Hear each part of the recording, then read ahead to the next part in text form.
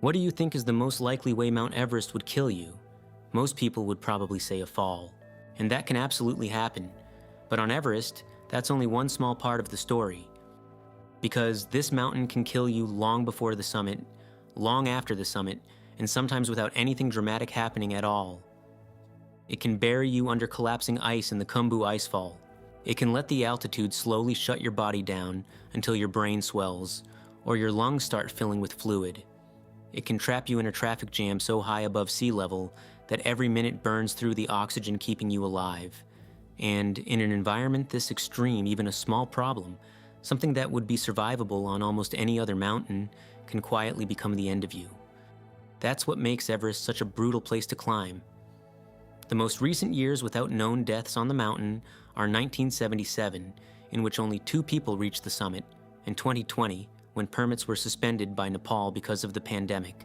So in this video, we're breaking down every major way Mount Everest can kill you, using real stories from the mountain to show how quickly things can go wrong. And the first danger starts before most people even reach the upper mountain, because one of the deadliest parts of Everest is also one of the earliest. That place is the Khumbu Icefall, and if Everest has a front gate, this is it. Before climbers can even reach the upper mountain, they have to cross a chaotic section of broken glacier between Base Camp and Camp 1. It looks frozen solid, but it isn't. The entire icefall is slowly moving downhill, cracking under its own weight as giant towers of ice lean, split, and collapse without warning. Some of those blocks are the size of houses. Others are the size of whole buildings. That's what makes the Khumbu Icefall so feared. This is not the kind of danger you can fully control with skill. Climbers call it an objective hazard, meaning the threat is there whether you make the right decisions or not. You can move early, follow the route perfectly, clip every rope correctly, and still be in exactly the wrong place when the glacier shifts. That is what happened in April 2014. Early on April 18th, a group of Sherpas was moving through at the icefall above base camp, carrying loads and helping prepare the route for the season. This is some of the hardest and most dangerous work on Everest, and it usually happens before many clients have even started climbing. Then, a huge serac broke loose high above them from the west shoulder of Everest and crashed into the icefall below. 16 Sherpas were killed. At the time, it was the deadliest single disaster in Everest's history, and it exposed something important about how this mountain actually works. These were not inexperienced climbers making reckless mistakes near the summit. They were some of the most experienced people on the mountain, moving through a section they knew better than anyone. But when the ice above them collapsed, experience stopped mattering. And that is the first major way Everest kills people. Sometimes it doesn't wait for the summit push, or a storm, or even altitude. Sometimes it kills you at the very start, simply because the route itself runs through a glacier that is already breaking apart. And once climbers make it through that, Everest introduces the next problem almost immediately.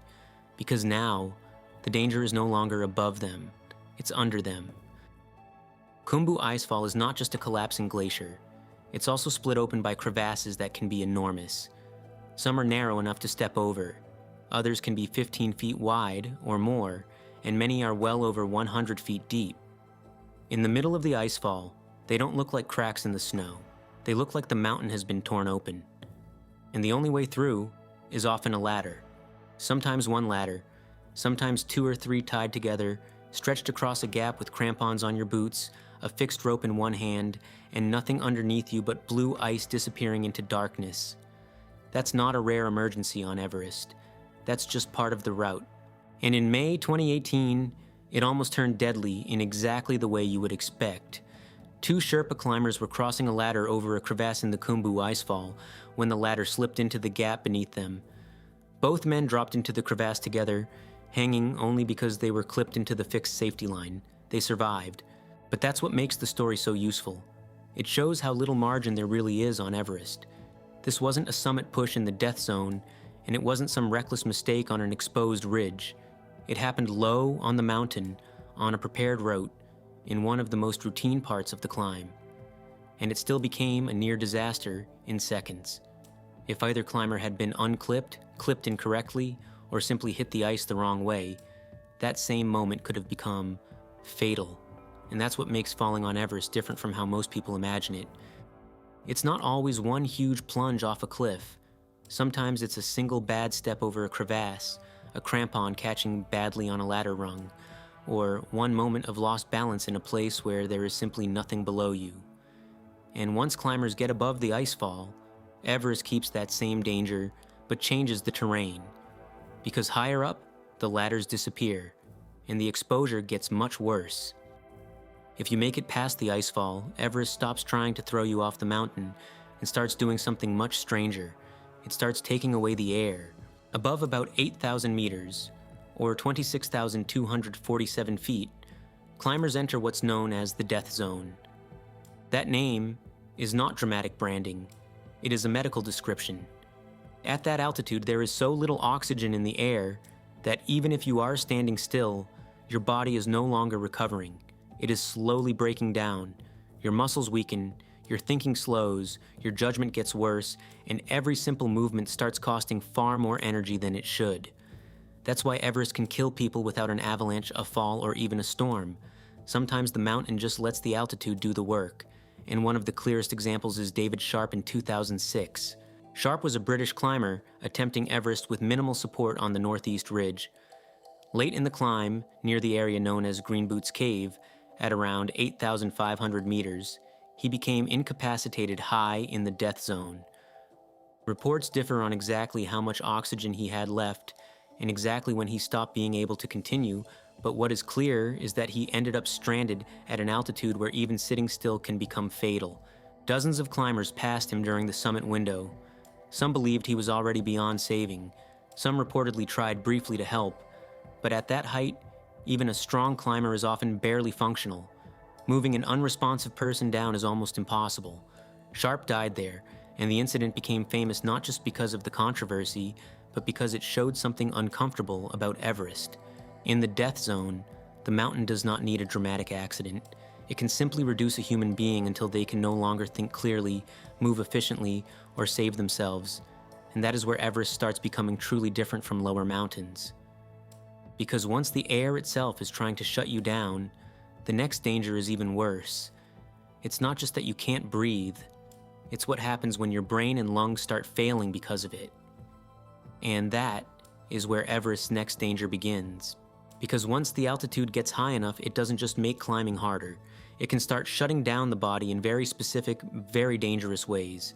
The two most feared are HACE and HAPE, high-altitude cerebral edema and high-altitude pulmonary edema. In simple terms, one is swelling in the brain, the other is fluid building up in the lungs. Both can be fatal, and on Everest, both become much harder to survive because the only real treatment is the one thing the mountain makes hardest: getting down fast. HACE can make climbers confused, irrational, and unable to walk properly. HAPE can make them feel like they are drowning while standing still, gasping for air in air that is already too thin to use. And because the symptoms can build gradually, some climbers don't realize how serious it is until they are already too high, too weak, or too slow to descend. One of the clearest examples is Lincoln Hall in 2006. Hall, an experienced Australian climber, had reached the summit from the north side, but on the way down he became severely ill, high on the mountain, with symptoms widely reported as consistent with high-altitude cerebral edema. He became disoriented and unable to continue descending. After a long and chaotic rescue attempt, guides eventually believed he had died and were forced to leave him behind in the death zone. But the next morning, another team found him still alive. He was sitting exposed high on Everest, without gloves, without a hat, in freezing conditions, hallucinating and barely coherent, yet somehow still conscious. It became one of the most famous survival stories in Everest history because it was almost impossible. And that's exactly why it matters here. Lincoln Hall survived. Most people in that condition, at that altitude, do not. Because on Everest, once your brain or lungs start failing, the problem is no longer just climbing. It becomes a race against time, judgment, and gravity. And that's what leads directly into the next danger, because even if your body is still holding together, many climbers on Everest are relying on something else to stay alive, their oxygen system. And on modern Everest, that changes everything. Because most climbers entering the death zone are no longer relying on their own lungs alone. They are relying on bottled oxygen, regulators, masks, valves, flow rates, spare cylinders, and the assumption that all of it will keep working at the worst possible place for anything to fail. That matters because above 8,000 meters, even a small oxygen problem can become a life-threatening one very quickly. A regulator can freeze, a mask can leak, a bottle can run low earlier than expected, a climber can misjudge how much oxygen is left, or burn through it faster than planned while moving slowly, standing still, or waiting in line. And on Everest, that last one has become its own kind of danger. Because in recent years, the mountain has added something that did not always define it before: traffic. In May 2019, one photograph captured it perfectly. A long line of climbers stretched along the narrow ridge near the summit, packed together above 8,000 meters, waiting to move one by one through one of the thinnest and most dangerous parts of the route. At sea level, waiting in line is an inconvenience. On Everest, it can be fatal.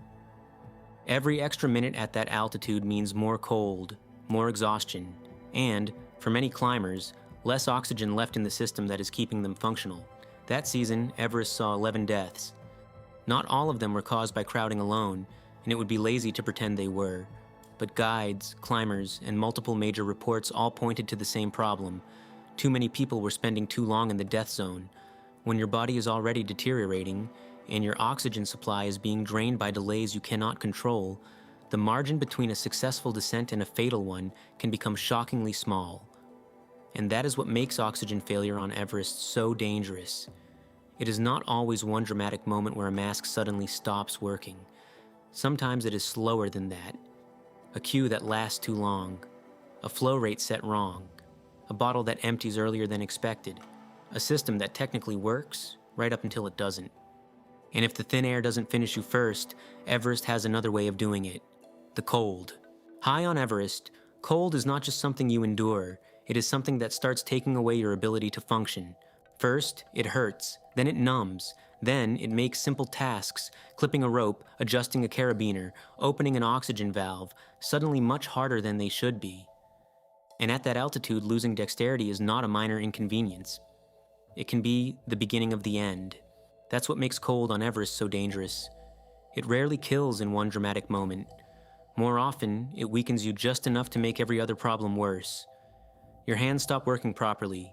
Your feet go numb. You move slower. You make mistakes. And once that happens, the mountain starts stacking those mistakes against you. One of the clearest examples is Beck Weathers in 1996. Caught high on the mountain during the disaster made famous by Into Thin Air book, Weathers was left exposed for hours in brutal conditions after becoming stranded in the storm. He was widely believed to be dead. But somehow he survived the night and made it back under his own power. The cost was catastrophic. His hands were so badly frostbitten that his right hand and left forearm were later amputated, along with parts of both feet and his nose. That story matters because it shows what Everest's cold really does. It doesn't always kill you outright. Sometimes it strips away the very parts of your body you need to get off the mountain. And if you are any weaker, any slower, or any less lucky, that is exactly what happens. That is why delays are so dangerous up there. A few extra minutes in the wrong place can mean hands that no longer work, feet that can no longer feel the terrain, or a body that simply cannot keep descending. Because on Everest, the summit can trick climbers into thinking they've made it. In reality, it often just marks the point where exhaustion, dehydration, and bad decisions start getting punished. And this is where Everest becomes especially deceptive, because by the time climbers are heading down, they have usually already spent hours above 8,000 meters, burning energy in air too thin for the body to recover, often after one of the hardest nights of their lives. They are exhausted, dehydrated, mentally slower, and in many cases, still have thousands of vertical feet left to descend. That matters because on Everest, the summit is not the finish line. It is often the point where everything starts to unravel. A major study using the Himalayan database found that among climbers who died above 8,000 meters on Everest, more than half died during the descent from the summit. That statistic alone says almost everything. The climb up gets all the glory, but on Everest, the way down is where a huge number of climbers run out of time, strength, or judgment. One of the clearest recent examples came in 2019, when Ravi Thakar, an Indian climber, reached the summit during the same overcrowded season that produced the now famous traffic jam image near the top. He made it to the summit, but on the way down he began to deteriorate badly. He became exhausted, struggled during the descent, and later died after being brought back toward camp. That is what makes the descent so dangerous. Hours without real rest, the effort it took just to get to the top, a climber can still be standing, still moving, and already be much closer to collapse than they realize. That is why summit fever is so dangerous on Everest. The mountain gives climbers one goal, one image, one moment they have been chasing for years, and sometimes they spend so much trying to reach it that they have almost nothing left for the part that actually gets them home. Because on Everest, the summit can be deadly not because it kills you there, but because it convinces you the hardest part is over. And if you are already that depleted, the next danger can be even crueler, because now, even a small problem can become impossible to survive. And this may be the most important thing Everest does. Sometimes, all it takes is one small problem at the worst possible altitude. A climber can feel slightly weaker than expected, stop for a little too long, have a small gear issue, lose coordination for a few minutes, or mistake the first signs of something serious for ordinary exhaustion. And above the death zone, where the body is already deteriorating and rescue is incredibly limited, that can be enough. A brutal example came in 2016 when Maria Stridham, an Australian climber, was high on Everest with her husband Robert Groppel. They were close to the summit, and Maria reportedly said she felt too exhausted to continue. On almost any mountain, that might sound like a sensible decision, maybe even a survivable one.